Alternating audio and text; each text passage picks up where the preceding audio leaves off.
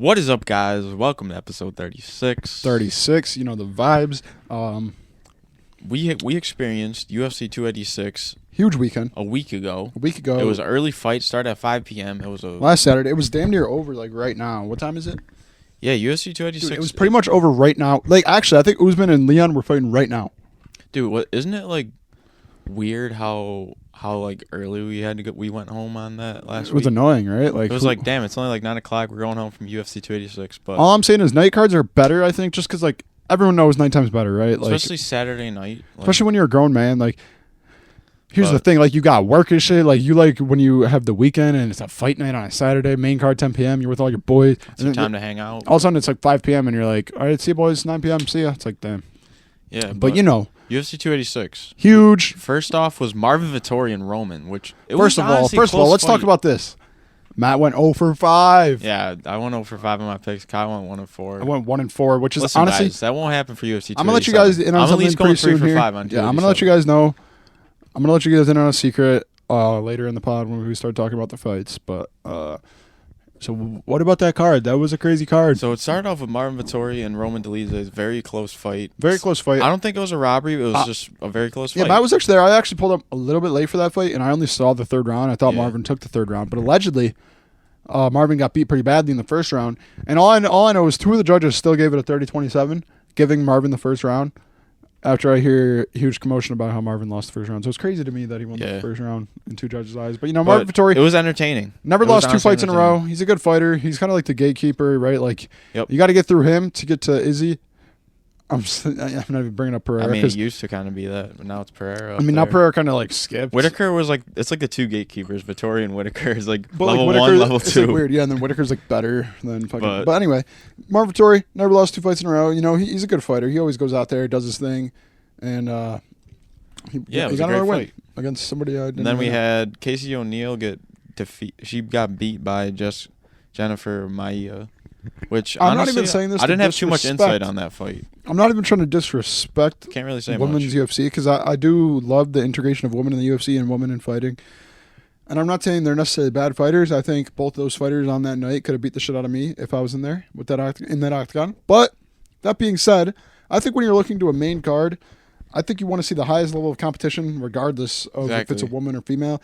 And I think, like, unless it's like the champions, there's very like. Do you want to know what I'm kind of pissed about? There wasn't even a woman from London. I'm not even mad. No. I'm just saying, like, it's like annoying that like the main card you expect to see the highest level of competition in MMA. What we saw between those 2 girls were not like high level mixed martial arts. It was a good fight. Yeah, and they were like talking shit after. It was a good fight. It was a fun fight. But like when I'm watching a main card and I'm getting all hyped for like the Usman and Gaethje that's up next, like.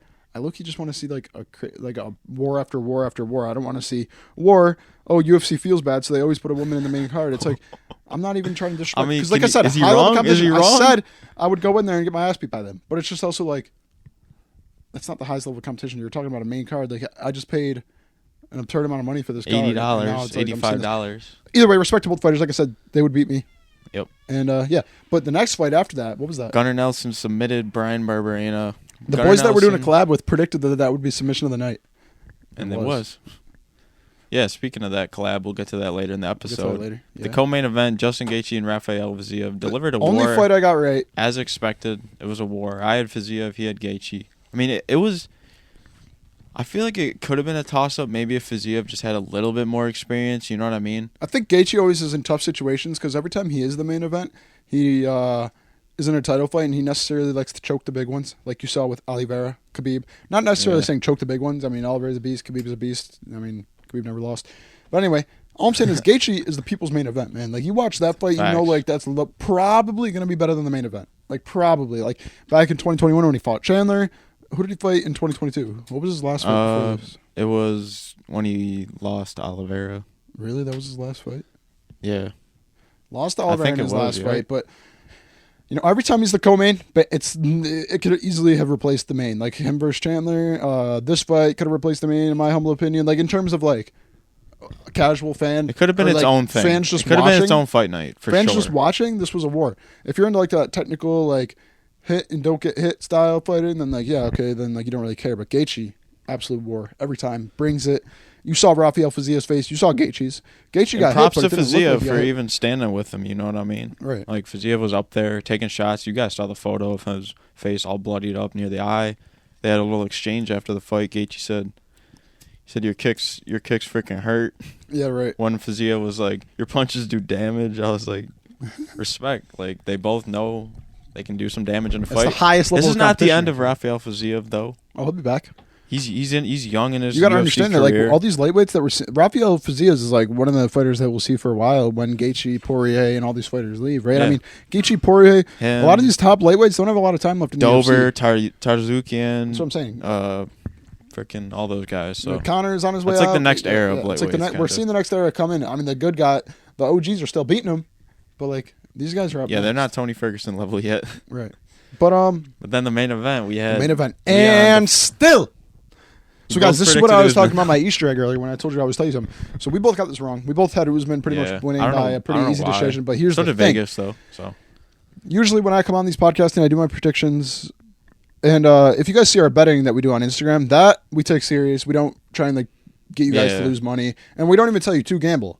But we don't go in there and purposely pick a bad pick as to where if you guys do gamble, it's like guaranteed loss. Like we try and do what we think is going to happen. Now, when I come on these pods and do main card predictions, a lot of the times I go with a fighter that I just want to win rather than who I think is going to win. Like when...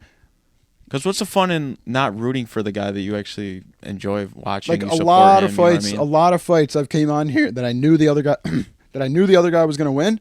For example, Usman Leon. I'm not saying I knew Leon was going to win. I thought Usman was going to win, but usually I just go with who I want to win, and I say Leon. I'm like, oh, I want Leon to win because I'm a big upset guy. I like to see upsets.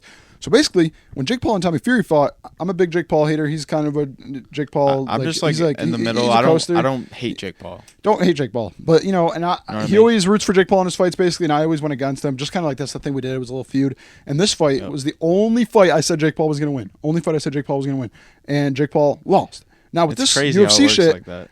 This UFC shit, same thing happened. The only time I ever predicted Usman for no reason, I was like, I'm just gonna be honest. Usman's gonna win, blah blah blah, and then Leon does it. So every time, so basically, the fighter that I want to win, if I pick the other guy that I think is actually gonna win, and be honest about my actual predictions, it tends to go the favor in my luck of who I actually want to win. That sounded confusing, but it made sense. No, I know what you mean because it's like whoever, like if you're in like a situation where you're like, okay, I think this dude's gonna win, but like deep down, right? You want the other player, like fuck it, I'll say I want this dude to win. See if everything is superstitious like that. Exactly. Which sometimes it is. Their superstitions are like they are a thing. You know, like as much as I thought, I don't think it's like. I'm not, like I said, I was honest in that prediction. I thought Usman was gonna win, but I wanted Leon in the back of my head, and then Leon. Honestly, for me, like I thought it would be dope to see Usman with the belt again. But what I saw is a decline of Usman. Now, crazy stats like this are kind of like iffy, but like it's true. So from the bantamweight, what was that the latest division? No, from the flyweight to the welterweight division, champions or fighters that are 35 and older are 2-27 in title fights. Only 2 wins after coming Those back. 2 wins, by the way, are by Tyron Woodley. Oh shit! Now I don't know why they stopped this stat at the welterweight, right? You might be thinking, why would they stop it at welterweight? Want to know why? Because every fucking champion after that has been 35. So that makes no sense to me. Like, I understand. Obviously, fighting is not an old men's sport. Not a lot of sports are old men's. That's just a stupid saying. They literally do that. They stop it at welterweight, so like the but like the record just looks more worse. Glover, you know what I mean? Glover, older than 35, 42 actually. Jan, older than 35. John Jones is 35. Yeah. And then he was the youngest, and like who knows? Maybe he'll eventually be the oldest. So like that's at least Glover. 3 more wins that are just past the welterweight division that I can just name off the top of my head. There's probably more. So like that stat is a little skewed, but it's true, man. Like it's obviously not an old man's sport, but like it's funny that Usman, when he did turn 35, he lost and then lost again. So it's a weird thing. But honestly, what I saw there from Usman was I don't want to necessarily say scared because Leon was hitting him with body kicks, leg kicks. Why wasn't Usman applying the pressure when needed? Like, Usman never was like a crazy like go out and like maul you and it wasn't really a Khabib or Colby Covington style of wrestling. It was more like back you down, get you against the cage, and then take you down and sit on top of you. But in this fight, we didn't really see much of that. Like, he was backing Leon up, but he wasn't like aggressive enough with the takedowns. And every time he got Leon down, Leon was able to just stand right back up. So his ability to like hold. Now this could either be Usman just didn't get better. It could have been Usman got worse, or it could have been Usman was the exact same going in this fight, and then here's Leon. Leon just got way better. That could be the thing because Leon was able to stand up from every takedown that he got. It was weird. Yeah, so, like, dude. What I saw was, I feel like I didn't see the Usman that we all know. You know what I mean? That's what I'm saying. We didn't see Kamaru Usman. Because that's who I thought I was finna watch. That's why the fight kind of left me with like a weird feeling after watching. I was like, was that really Kamaru Usman?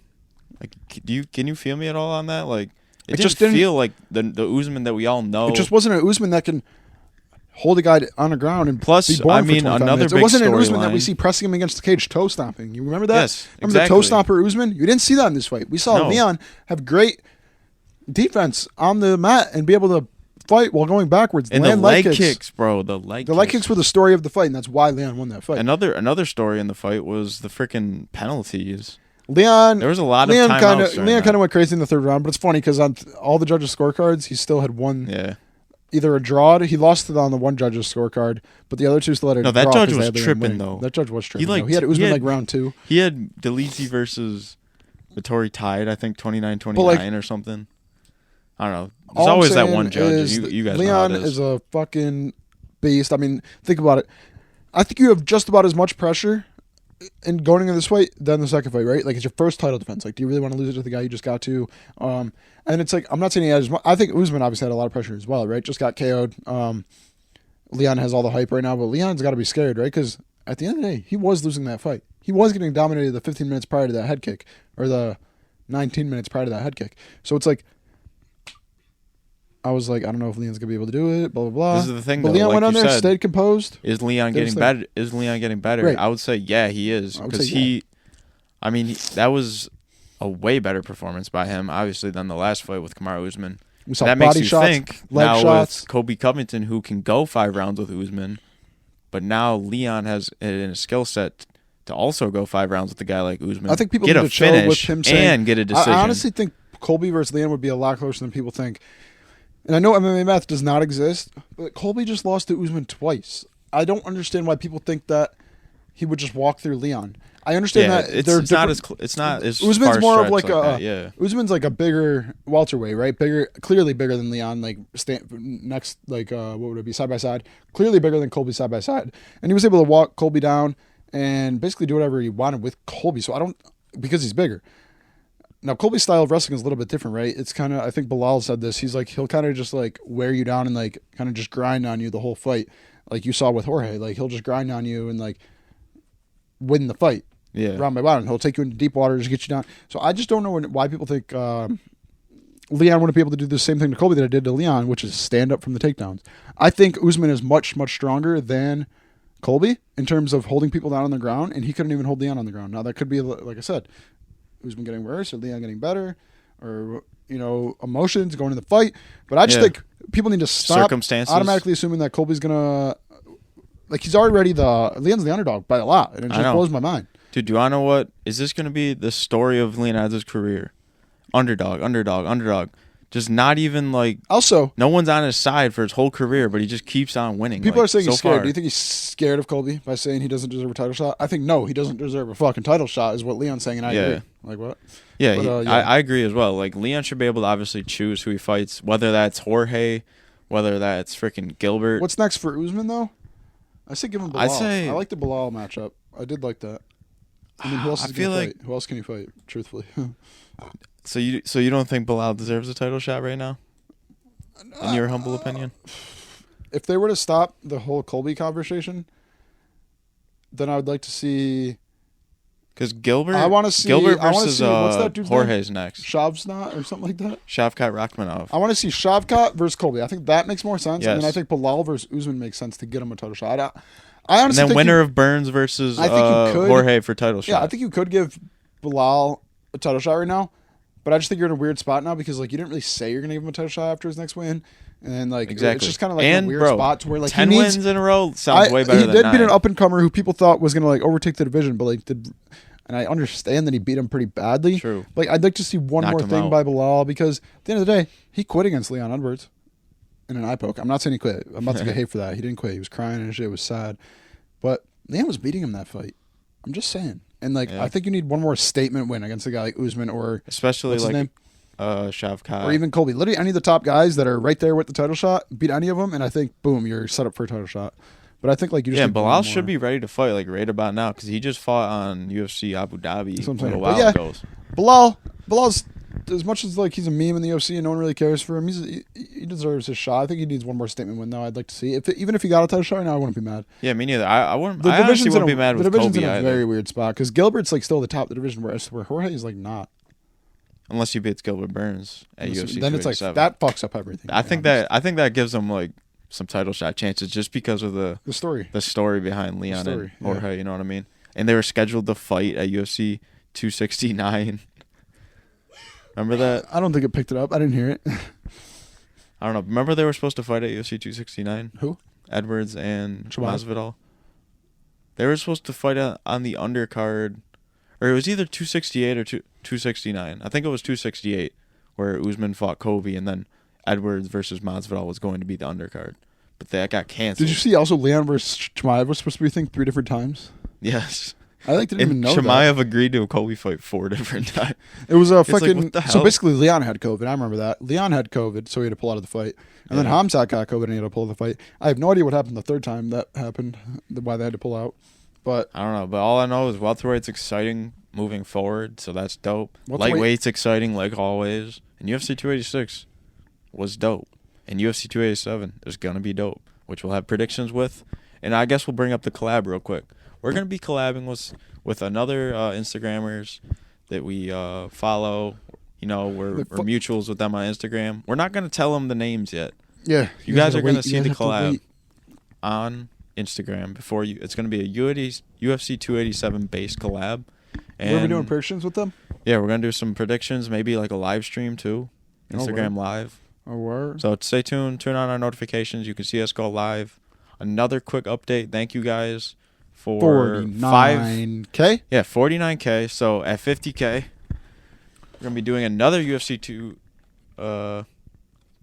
Maybe it's 2022. These are 2021 cards, but Damn. maybe we'll get the 2022 or 3. So we're gonna be doing that at 50K. Maybe we slide some packs and some envelopes. 50K. You'd be down to do that? Yeah. I mean, because it comes with 8 packs. We can maybe slide like 2 or 3 packs into some envelopes for y'all. Yep. Because we're going big for 50K. All right, and And also thanks for the Facebook support, YouTube support, Twitter support. we love it all. We got a million views on another John Jones video on Facebook. On Facebook. Classic, dude. I'm telling you, John the old Jones heads is like carrying our Facebook. the old right now. heads, man. They're old. The Facebook. That's like my dad and shit. Legit. But yeah, I guess started off with what the hell happened to us last night. guys, basically last night, March the 25th. 24th. Was it the 24th? Yeah, today's the 25th. Deadass? Yeah. Yo, Cameron guy, is that true? Yeah. Oh, wait. So it was the 24th. Yeah, last night, Friday, March 24th, at Seneca Niagara Resort and Casino. Yeah. So we went out and traveled, and we were like, Yep. yo, LFA 155. It's basically what is it? Sponsored with the UFC, kind of. Yeah, they have it on the UFC Fight Pass, so it's like a smaller fight organization. Smaller and it came fight to our organization. hometown, so we went to it, and we met a former UFC light heavyweight champion, bro. Glover Teixeira. If you guys saw our Instagram from watching this podcast, you've already seen the pot. Yeah, it was you've already posted seen the on post. Friday, You might have already seen it, 24th. but guys, we met Glover Teixeira. So basically, here's the thing: me and Matt were sitting in our seats. We had some decent seats. Yeah. And it was after one fight, right before. Was this before the main card or after the first This fight? was on the main like, card? yeah, I think it was like a 30-minute break in Yeah, between okay. the prelims and main card. So So like, all right. they literally told everyone, they're like, go get something to eat, drink, piss. And Even though they me and didn't have Matt, anything to eat. all of a sudden you saw like a horde of like 200 people climb to the doors. So me and Matt were like, all right, let's just give it a second. And there was this little like section by us that was like crowded Yeah. that we had to go through to get to the door. Like octagon side, the yeah, section so like octagon we side. kind of had to like go diagonal towards the door, but there was like a crowd of people like right here, right next to the octagon, and we just thought like people were crowding up there because it was like everyone was leaving, so like it was just taking a while for people to shuffle out. 5 minutes go by, it's died down a little bit, but there's still people crowded up in like this little corner right next to the octagon, and me and Matt are just like, yeah, let's just go to the bathroom, dude. I gotta piss. And we let's just buy a thought, drink. I basically just thought people were walking through, so it's always Yeah, going to be I'm busy. just thinking like, oh, let's walk through because you could like walk around too, but it's much easier to walk in between right near the Yeah. octagon. So I'm thinking, oh, you know, whatever. Plus, we want to get some photos, some videos of the octagon. Right. So we originally had went up there. This is when we got that video, I think, Yeah. right? So we went up there. We were like, all right, let's walk by the octagon, pull out the camera. Get some I'll get a videos. video for the Snapchat. You get one for the vlog or for Instagram. And I get my video, he gets his video, and then as we go to walk by, like right by the octagon, I'm like, that's Glover right there. No, at first we saw a line. We didn't even see. Yeah, Glover. we saw a line. I was like, why what is this line mad for? people like lined we up turn for? around. Glover Teixeira standing behind us. So we kind of like, we're already like walking through, by the way. So like, probably like instead five of like people instead in of like front of us. walking to the end of the line, you know, we just kind of like turned around and was like, we're in the Glover line now. All of a sudden we see Glover. The line starts piling up behind us. Glover too. is huge, dude. Glover is he's light heavyweight, but he is huge. Had this nice suit on, bald head. I don't know. Yeah, so like we were in line waiting to see Glover Teixeira. He's on the other side of this little fence barricade they have. Yeah, me and Matt are looking geeking. We're like, yo, this is a former UFC light heavyweight champ. Like, how should we take these photos? Like, do you want me to take it? I'll take one selfie. of you. I was like, should we just selfie should we give Glover a phone? And Matt's like, why don't we just? I literally said that. Glover's got a claw arm. I was like, we should just give him the phone because I saw him do that to someone else. Oh, okay. And then I was like, that's a good idea because here's Glover's arm compared to mine. It's like way out here. Anyway. Matt, 200 IQ, because I didn't think about quick this. Strats, There's people behind us. Pull up my camera. I'm like, yo, can you snap a flick? The people he even went in us. landscape mode, so shout out to the dude. Dude, W that guy. He went landscape mode. He took 2 photos, and he gave us a little head name when he was done. He went, I said, appreciate you, bro. And then we walked out, posted it on Instagram, got 2 Pepsis. And, but yeah, he's a cool guy. You know, I went sweet. up to him. I said, big fan. And I shook his hand. I'm not sure where Matt's. I couldn't even hear him. Like he's not very English. He's like, no, all he said was like, you want a picture? I was That's like, what he said? we're like, yeah, sure. I didn't even recognize Because this is the that. thing with celebrities. Like, I feel like once you meet like someone kind of famous, like you realize they're not here to like really have a full conversation with you. It really is just. Especially when he's like broken English, kind of. He's from Brazil. You know what I mean? He's cool though. You know, he put his hand on my shoulder, man, right here. Yeah. If you see in the pic, he got the Glover I got grabbed. approval. We both shook his my shoulders hand. look huge. He was like floating on it or something. I don't know. We both shook his hand. It was a dope. We shook his hand. I said thank you. He said thank you, and I said, man, what a go! What a legend! It was a pleasure meeting you. That is Glover. literally a UFC Hall of Famer, legend. What once was a 42-year-old champion, former light heavyweight champion, Glover Teixeira of the UFC. Yo, and also, mind you, I met John Jones. He fought John Jones. We met everybody in the UFC. So before the event, we were actually in the car. We were like, you know those TikToks where like people have a photo with one person and they can like spread it? That's us now. We can go to any UFC fighter, any commentator, anyone involved in the UFC has somehow probably had a picture with Glover. So we could be like, here's a picture of us with Glover. Here's a picture of Glover with blank. Yeah, exactly. That's our so, access. That's for our example, gateway guys, to any celebrity. Actually, I want to test this. If anyone has watched up to this point, or maybe make this a comment clip. some celebrities. Comment anybody down below that you think I haven't met or haven't been associated to in some way. Like, give me Adam Sandler. Give me somebody like that in the nature of that. Kobe Bryant. Don't do like LeBron. yeah, exactly. Yeah, like, give us like a path to that celebrity. Like, don't just give us a UFC fighter. Like, think about like your favorite movie when you were a little kid, and then do like the main character of it, the voice actor. I guarantee you, we can find a relation to him. And I'm basically gonna use Joe Rogan because like Joe Rogan has been on like Elon Musk. Joe Rogan has been with Elon Musk. Elon Musk has probably been with everyone else in the world. Dude, that's gonna be a very like easy pass. So leave like, Glover to Joe, Joe to like anyone, Joe bro. with Elon Musk. It's gonna be the picture of it in the pod. But we met Theo Von. Right. We met Neil deGrasse Tyson now. The Nelk boys, dude. We're with everyone. Oh, and also this is kind of related to this. I stood where Conor McGregor stood. Where? Did you see in the group chat what I sent? Oh, did you? Yeah. Wait, I thought you sent 2 pictures of Conor McGregor. I have to go back. One was of me. So basically, Conor went to Universal Orlando. God, that actually was Orlando. That wasn't. It was Orlando. California. Yes. That's why T Martin was there because like, wait, T Martin. Fucking kidding me? Why were you in Orlando? My sister just was. I could've gotten Last an night. autograph. Yes, she just got back today. She was at Universal last night. Dude, McGregor's been there like a week. So yeah, so I stood in the spot that McGregor stood at Universal, so it's kind of dope. It's a little side by side. Damn, I might Conor's actually huge, post eh? that. That's But yeah, crazy. guys, Legacy Fighting Alliance will have a full vlog up on our experience and Yeah. rating. You guys show will see these it. off. Are you doing it? Oh yeah, good boys. I took a souvenir. Well, not only did I get a picture with Glover as a souvenir, but I got my seat number as well. Well, yeah, it was my seat number. I said souvenir seat number. They basically like it's kind of boof in there. Not gonna lie, like they kind of just have like it's nothing like a stadium or some shit. They basically just have like, literal worst allergies. It's honestly not the best venue. It's like chairs, literal chairs that you'd have in like your little sister's room that she uses like for her desk. Literally, they're that small. I'm sitting here like this. Dude, every time someone walks, those through chairs me, start to like, hurt after like 4 hours. That's I'm what like, yo. So I'm saying like I'm That's just why I want to sitting get here in up this so tiny ass much. chair, like. You go to lean back, you can't because there's no back support because how small the damn chair is. But anyway, I took the seat number, and then Matt at the end was like, "Why don't you just take this one too, 21?" 21's a better number than 21's 1. funny. There's a meme going around it. Yeah, you'll see. You guys will see the whole Legacy Fighting Alliance vlog. You know, we were messing around in Niagara Falls, We met New over, York. did our thing, and it was sick. Yeah. We're going to go try to win some money, and we'll see you guys later. Cheeto's fighting later tonight as well, so stay tuned on Instagram. You'll see a post on Instagram. Peace, guys. Probably already seen it.